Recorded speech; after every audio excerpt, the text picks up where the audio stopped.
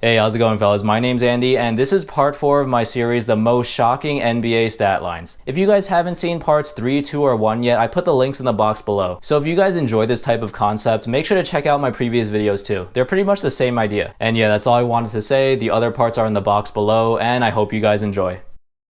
First up, we got Dennis Rodman. Rodman throughout his career has been known for being eccentric and different. But he was also one of the greatest rebounders in NBA history, and he did it all while being only 6 foot 7 inches tall, a similar height to the average shooting guard in the NBA. Rodman has a career rebounding average of 13.1 per game, but only averaged 7.3 points per game. With stats like these, there's bound to be some weird stat lines from him. And there were. Rodman has had 6 games in his NBA career where he scored 0 points, but he grabbed 20 or more rebounds. You would think if he grabbed 20 boards, he should have gotten at least a couple of tip-ins or putbacks, but he didn't. In fact, there's only been 8 games in NBA history where a player has recorded 20 or more rebounds with 0 points, and Rodman did it in 6 of those games. The other 2 times it happened were from Marcus Camby and Reggie Evans.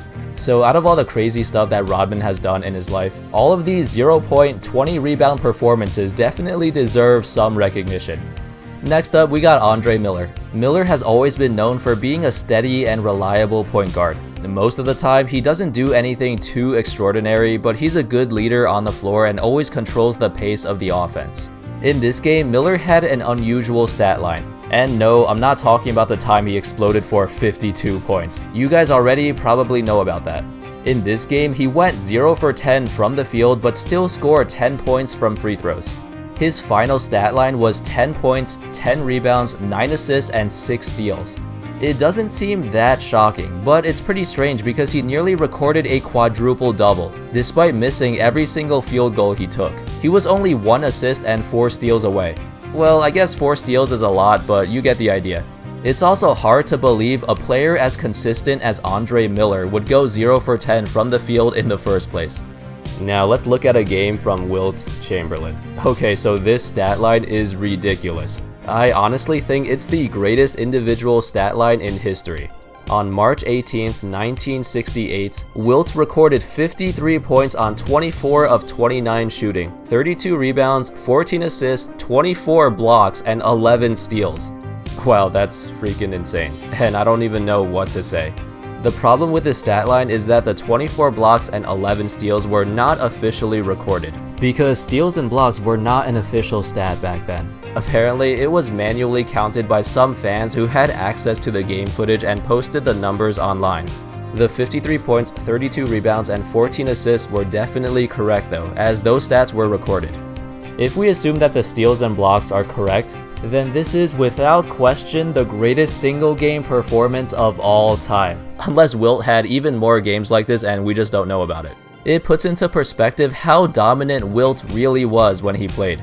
Can you imagine what the reaction would be from the fans if a player recorded 24 blocks today? It's not like Wilt played against scrubs either. He played against other Hall of Fame centers like Willis Reed, Nate Thurmond, Walt Bellamy, and Bill Russell. Even for that era, the numbers that Wilt put up were incredible. Next up, we got Michael Carter Williams. Here's a more recent example. The stat line that Michael Carter Williams recorded was not that eye-popping, but it's in this video because of when it happened. He recorded a stat line of 22 points, 7 rebounds, 12 assists, and 9 steals in the first game of his NBA career, which was against the Miami Heat with LeBron, D. Wade, and Chris Bosh. After this game, everyone thought that Carter Williams would become a superstar. What's even more surprising is that up until now, this is still his best game of his career. He literally reached his ceiling in the first NBA game he ever played, and then slowly started to decline after that. If you think about it, that's pretty funny and sad at the same time. Statistically, he's gotten worse in every season of his career thus far, but hopefully he can recover as his career goes on. And fifth on the list, we got Ray Allen. Alright, so this is the situation.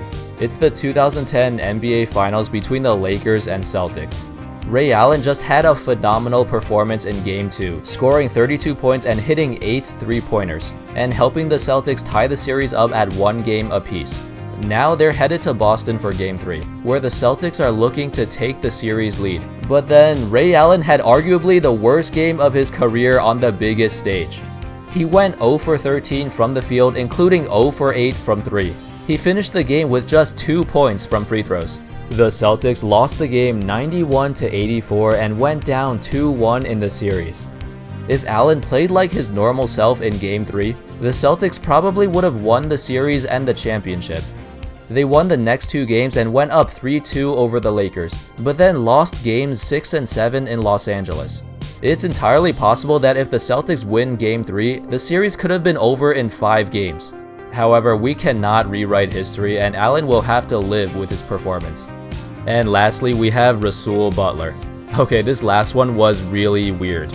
On February 12, 2012, Rasul Butler was a member of the Toronto Raptors and they were playing against the Los Angeles Lakers.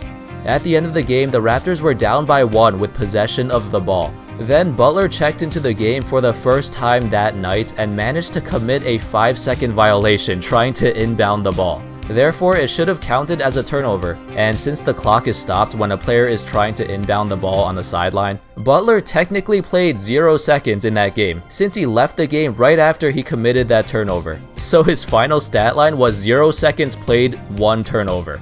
It's pretty funny when you consider that the only reason Butler was in the game in the first place was to inbound the ball, yet he still failed to do that. And that's all for part 4 of the most shocking NBA stat lines. If you guys enjoyed it, don't forget to leave a like and subscribe, and I'll see you guys next time. Thanks for watching.